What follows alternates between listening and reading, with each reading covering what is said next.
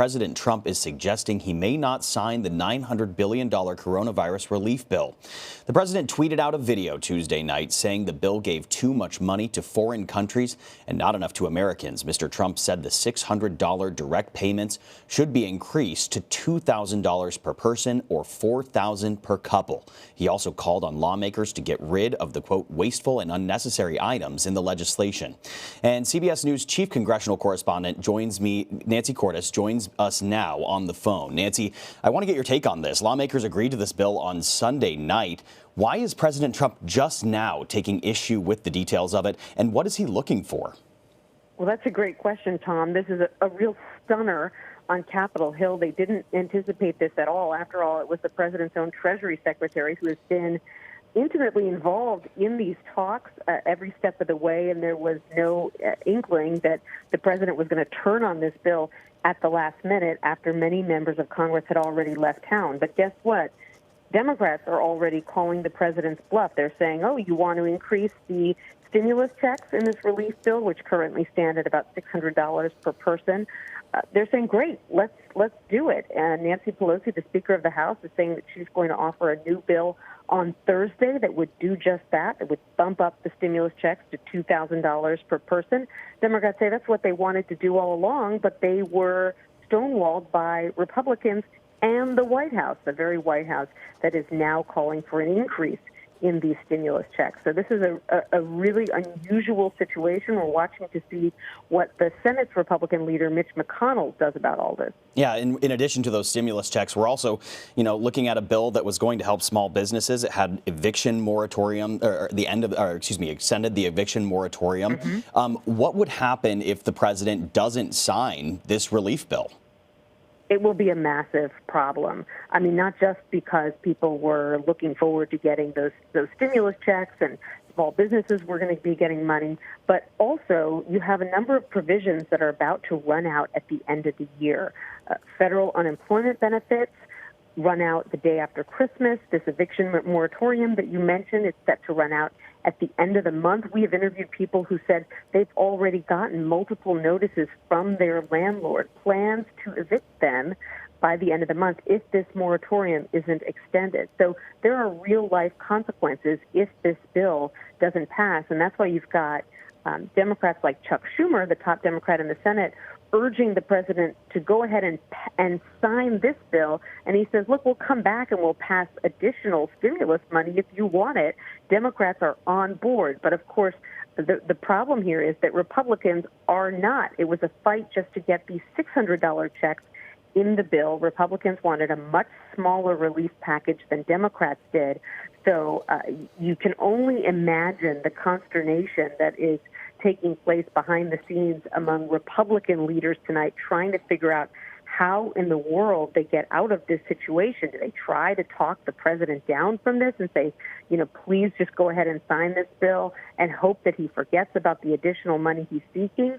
Do they give in to him? What do they do? And how do they do it when so many of their members have left for the holidays at this point? Yeah, and all the while during this political volley of sort that's going back and forth, millions of Americans and their livelihoods are hanging in the balance. Nancy, I want to raise another point. You kind of alluded to this a little bit. In an unexpected twist, you've learned that House Speaker Nancy Pelosi will put forward a bill that includes a $2,000 stimulus payment on Thursday, Christmas Eve. Mm-hmm. What kind of backing would that proposal get on Capitol Hill, and how will that work given it's Christmas Eve and many lawmakers likely won't be in Washington? Right. She's going to try to do it by something known as unanimous consent, which is basically a procedure whereby a bill is offered and approved because no one objects to it. So you don't actually have to have a formal vote. That would enable people not to actually have to come back to vote, but you need everybody to agree. If even one lawmaker says, I object, and we're going to have a recorded vote, then everybody has to come back to vote, and that plan kind of falls apart. So, this is sort of a Hail Mary by Democrats that is unlikely to succeed. But I think that there's another possibility that we should note here, which is I don't think that it is an accident that the president suddenly put out this video raising these last-minute objections to the relief bill so soon after he announced a very controversial slate of pardons. This video came out, I think, something like 45 minutes after those pardons were announced, where the president was saying that he was going to commute the sentences of a couple of corrupt Republican members of Congress who had been indicted, some members of his campaign team, some Blackwater members who had been accused of killing Iraqis. It certainly seems as if the White House was trying to bury that very controversial news by suddenly injecting this into the news cycle, this sudden opposition to relief checks, where the president is saying, no, I'm not going to sign this because I want more money for the American people. So one has to wonder if his opposition to the relief bill might evaporate as quickly as it emerged tonight, and that perhaps once the news cycle has moved on from these pardons, perhaps we'll see a different position from this president. Yeah. We don't know at this point, but it's certainly a possibility. Certainly a possibility that it could, in fact, be just a deflection. We'll just have to wait and see. Well, lawmakers not only agreed to a coronavirus relief bill, they also agreed on their operating budget. Does Congress have enough time to renegotiate the details, or could we be looking at a possible government shutdown here?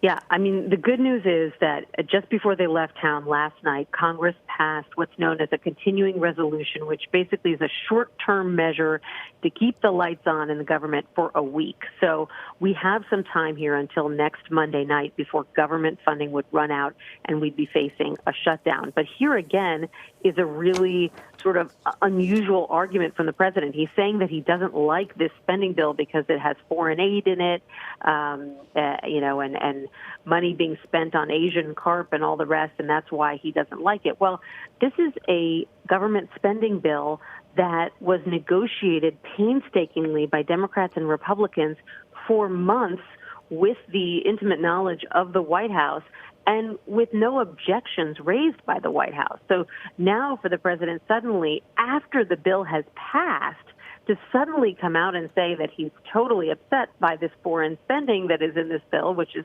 something we see every year in government funding bills, is really bizarre. And it's kind of conflating two different bills. One, the government spending bill that includes this foreign aid, and number two, this $900 billion coronavirus relief bill, which was passed simultaneously last night by overwhelming margins in the House and the Senate.